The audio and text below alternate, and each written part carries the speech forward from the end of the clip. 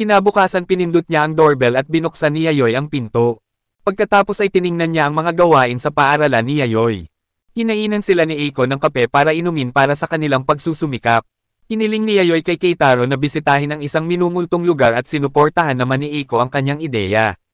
Muli, ipinaliwanag ni Keitaro na mayroon siyang iba pang mga plano at tinanong ni Eiko kung magpapa-exercise siya muli, kung saan kinumpirma niya ito. Parehong iginiit ni Yayoy at Eiko na sumama sa kanya, at lahat sila ay tumungo sa dambana ng lola ni Keitaro para sa exorcism niya. Papunta na sila sa dambana sakay ang kotse ni Eiko.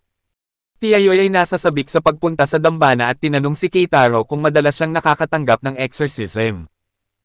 Ibinunyag ni Keitaro na matagal na siyang sinumpa at ngayon ay kailangan niya ng regular na exorcism na nakaturo sa kanyang kamay na natatakpan ng guwantes. Habang tumatagal ng magdamag ang kanilang biyahe papunta sa shrine, huminto sila sa isang food joint para kumain. Ipinahayag ni Eiko ang kanyang pananabik sa pag-abot sa dambana, na puno ng mga manika. Pagdating sa shrine, tumatakbo ang lola ni Keitaro na may dalang tubig, balak itong ihagis kay Yayoy, ngunit nailagan ito ni Yayoy at nabasa si Keitaro.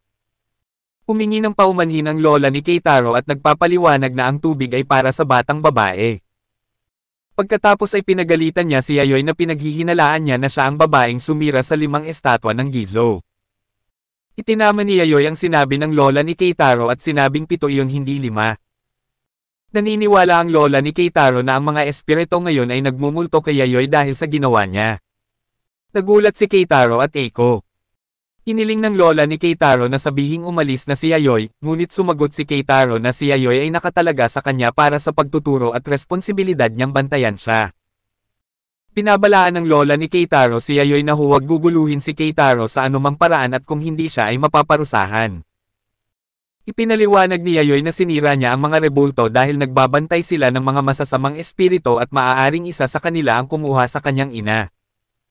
Si Keitaro ay sumasailalim sa isang exorcism na ginawa ng kanyang lola na isang medical practitioner na nagpapamanhid ng kanyang kamay. Tinuturuan siya ng kanyang lola kung paano mamuhay sa kanyang kalagayan. At si Keitaro ay nagpapasalamat sa kanya para sa kanyang suporta dahil hindi siya makakalabas pagkatapos isumpa nang wala ang tulong niya.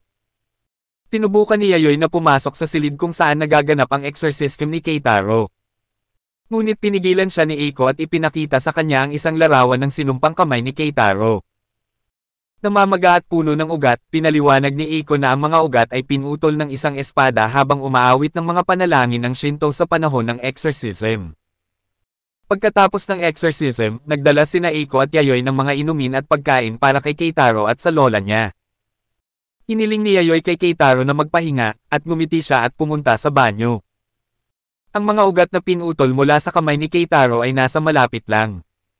At nakuha ang atensyon ni Yayoy. Nagsimulang magkwento ang lola ni Keitaro ng nakakatakot. Tinabi niya sa kanila ang tungkol sa Shrine's Memorial para sa mga manika kung saan ang mga tao ay nagdadala ng mga sinumpaang manika at ang dambana ang bahala sa mga ito. Ang pinakamapanganib na manika ay nakalock sa basement ng Shrine Sanctuary, na ginagawa itong isang napakadelikadong lugar kung saan walang pinapayagang pumasok. Habang nagkukwento ang lola ni Keitaro tungkol sa mapanganib na basement, nakaramdam si Keitaro ng pagod, nakakita niya ang isang plushie na nakahandusay sa lupa. At inisip niya na ito ay nahulog sa daan habang patungo ng sanctuary. Nang pinulot niya ito, bigla siyang nawala sa sarili. Ipinagpatuloy ng lola ni Keitaro ang pagsasabi kina Yayoy at Eiko na ang sinumang pumasok sa basement ay sinasaniban ng mga manika. Dahil sila ay desperado na magkaroon ng buhay na katawan upang angkinan. Biglang natakot si Eiko, ngunit natuwa naman si Yayoy. Medyo nabigla ang lola ni Keitaro sa reaksyon ni Yayoy at pagkatapos ay napansin ni Yayoy si Keitaro na naglalakad na parang wala sa sarili, hawak ang isang manika sa kanyang mga kamay. Tinanong ni Yayoy ang lola ni Keitaro tungkol sa itsura ng mga manika na ito at nalaman niya na si Keitaro ay sinapian ng pinakamapanganib na uri. Samantala, pumasok si Keitaro sa basement at sinabi ni Yayoy kay Eiko at lola ni Keitaro na sinapian siya ng manika. Ubos na ang enerhiya at naghihina na ang lola ni dahil sa pagsasagawa ng exorcism at ang kahinaan ni Keitaro ang dahilan kung bakit madali siyang nasapian ng manika. Sa basement ang mga mata ng manika ay nagsisimulang lumiwanag na may pulang kulay. At ang manika ay nagsisikap na ganap na angkinan si Keitaro sa pamamagitan ng paglalagay ng buhok nito sa kanyang bibig. Sa kabila ng kanyang pagtutol, tila walang kabuluhan ang kanyang mga pagsisikap habang nakapikit ang kanyang mga mata. Naaalala niya kung paano palaging pinakikinggan ang payo ng lola niya na huwag pumasok sa basement. Nakita ni Keitaro ang sapatos ng isang tao sa kanyang harapan. Habang nakatingin siya, nakita niyang hawak ni Yayoi ang exorcism sword at handang umatake. Pinutol niya ang buhok ng mga manika gamit ang espada at pagkatapos ay ang ulo nito at nagbabanta sa mga manika na huwag sisipian ang mga tao. Babala na pupugutan niya sila ng ulo kung gagawin nila. Nang marinig ang kanyang babala, ang mga mata ng mga manika ay tumigil sa pagkinang.